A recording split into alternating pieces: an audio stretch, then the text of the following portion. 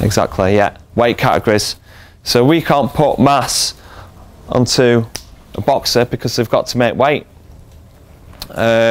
So the main thing for us is to try and develop impulse, develop strength, speed. We can't get the momentum through body mass because they've got to make weight. For example, Jordan is probably bigger and stronger than he's been, and recently he's weighed in at 9 stone, which is the lowest weight that he's weighed in at for over 10 years. So I've had to like really think about the training, try and limit that hypertrophy, and try and get him as strong as possible, but to fit into that weight category. So the main considerations that we need to do at Boxing Science, like I said, limit muscle hypertrophy. Unless they've got a bit of body fat and they've got a little bit more space, we do body composition tests, but more often than not, they're absolutely crammed to get into that weight category. So we need to limit hypertrophy, focus on neural adaptations, avoid fatigue because they've got very high training loads. They've also got to do a really intense conditioning program, and also they've got sparring, pads and bags.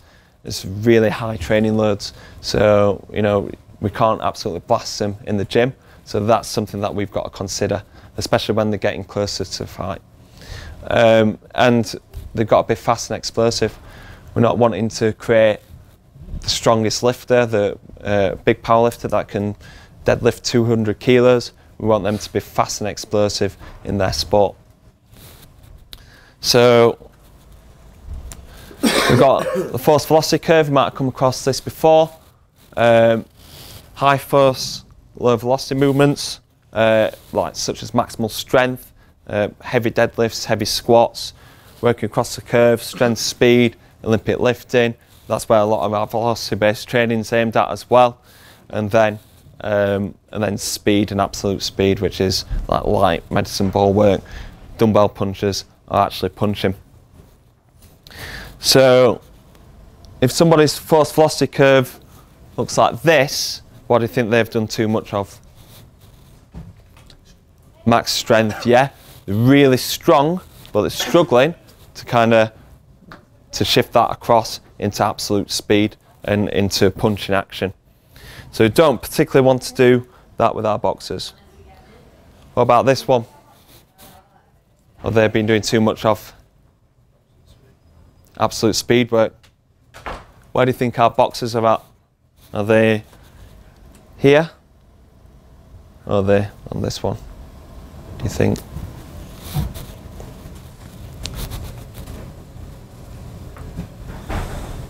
Yeah. Their weight category again. Pardon? They're not dependent on their weight category again. So like Josh might be better at foresight, not at the velocity, whereas Yeah. But still, if we did a load velocity with Anthony Joshua, I'd still expect him to be like that. But yeah, that's my theory, and that's what we're wanting to kind of bring together as a piece of research of like the force velocity curves of different weight categories. So a stronger athlete will be a stronger and bigger athlete, be able to develop, be kind of more up towards force velocity, but mainly boxers are like this because of the lack of exposure to maximal strength training. Like I said before, working in different sports, they've got these structures in place for academy and doing strength and conditioning all the way through. Boxing hasn't got that. They're working in the boxing gyms, probably not given a strength and conditioning coach until they're on the GB program. There's 100,000 people boxing every week, and then there's 20 people on the GB program. So that's kind of what my motivation, to develop that structure and that understanding underneath that. So boxers are getting that strength and conditioning all the way through. They haven't got that exposure to strength training or maximal strength training. And when they do actually go and do the strength and conditioning, they're going to do like kind of fancy stuff, doing the light medicine ball throws, doing stuff with bands, doing very punch specific stuff, because that's what they buy into. The first crop of strength and conditioning, first crop of boxers going through my strength and conditioning program, they got a knockout, first punch, and went, oh, it's all about them landmine punches. That's why I got the knockout. I'm just like, I've improved your squat by 20 kilos over the last 10 weeks. When you think that's the reason. So that's something that they really buy into, and you know, and that's kind of what they want to do. So they're kind of like this at the moment. But ideally, to create a strong and fast athlete, want to shift our curve to the right. And this is how we do it. We get them nice and strong. We work across the force velocity curve into doing some explosive actions. Towards the end of camp, doing some punch specific actions. Hopefully that translates to a good performance in the ring.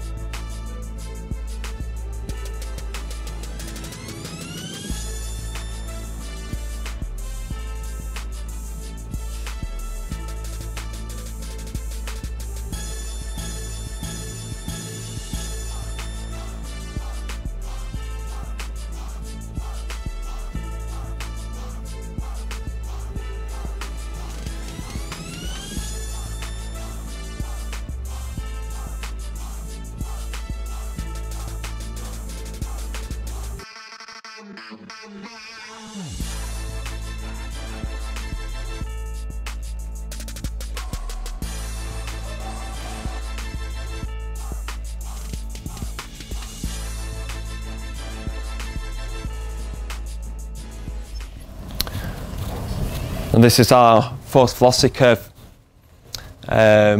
Obviously, it differs to different strength conditioning coaches, different sports, but this is how we kind of utilise it at Boxing Science.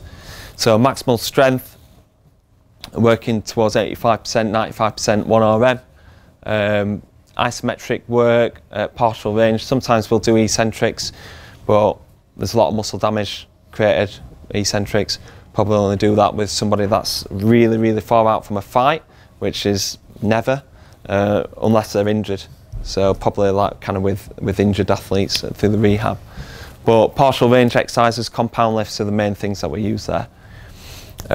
Strength speed, that's where we do Olympic lifting variations, accommodating resistance, so band work and chain work. And this is where our velocity-based training comes in, 75% to 85% 1RM.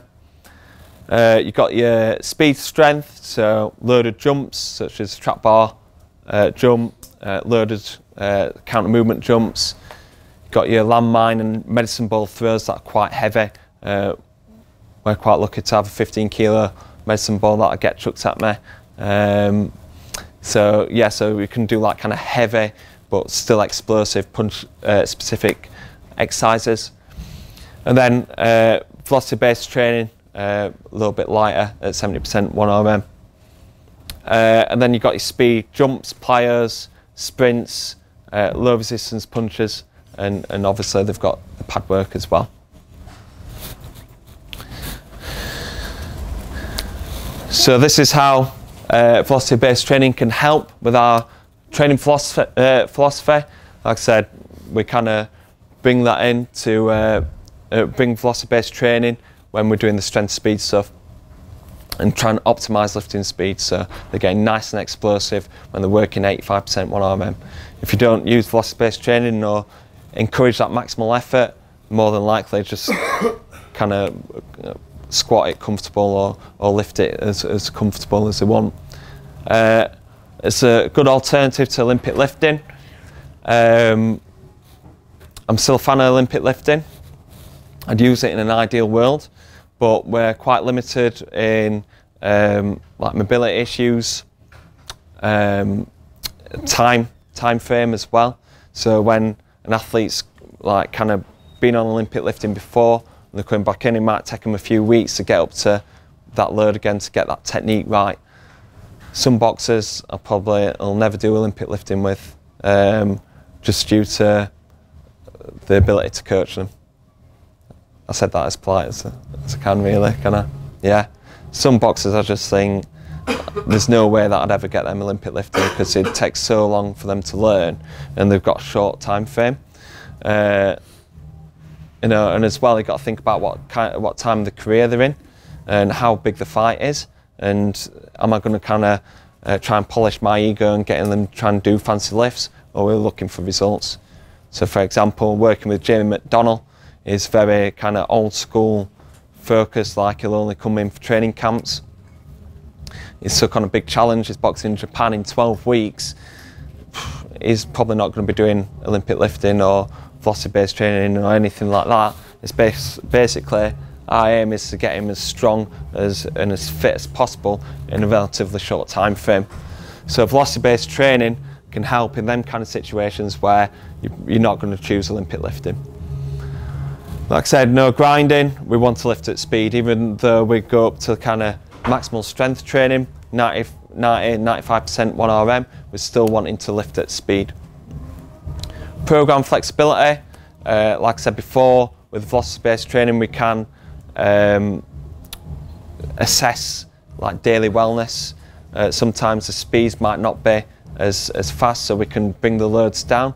And also we can, let's say we're getting some fast results quite quickly, we can alter what their estimated 1RM is, so we can kind of put up the weight to make sure that they're working at the same velocity.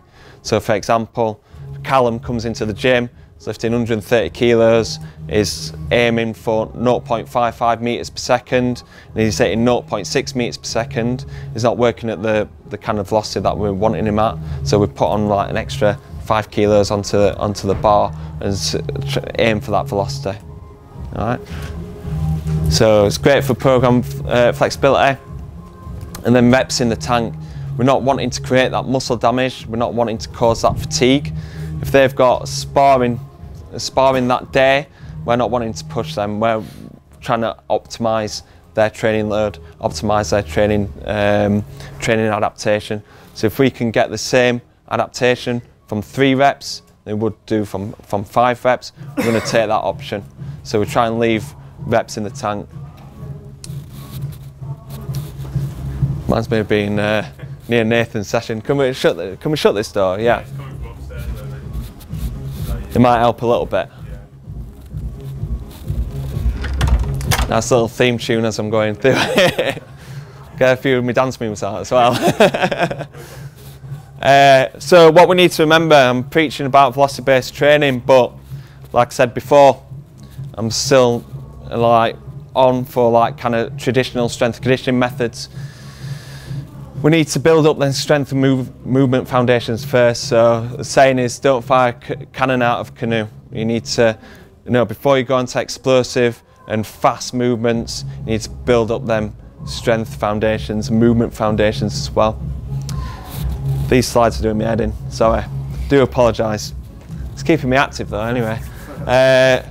Progressively build strength, prioritise max strength training in early phases. So like I said, like with the curve, they're quite speed orientated, so we want to kind of go to that other end of the curve first and build up their max strength. So we kind of work with them for about 1 or 2 years to try and build up their maximum strength. We probably aim for 2 times the body weight on a trap bar deadlift, 1.5 times the body weight on a squat, and they're like our strength standards, and then we kind of work back from there, and then we'd start working on strength, speed stuff and everything like that. Strength training needs to be hard. It needs some hard kind of strength training, and you need to be able to grind through them reps to develop them strength foundations. A lot of people need to remember this when they're using velocity-based training. There's quite a few people that I see using it, like coaches using it, and they're using it on themselves, and I know that they're particularly not hard trainers. The reason why they're using it is because they find it a little bit easier. So we need to remember that strength training needs to be hard at some stages to build up them foundations and then work it back from there. So have you ever seen Tim train in the gym? Yeah, strong guy, isn't he? I used to be stronger than him once, many moons ago.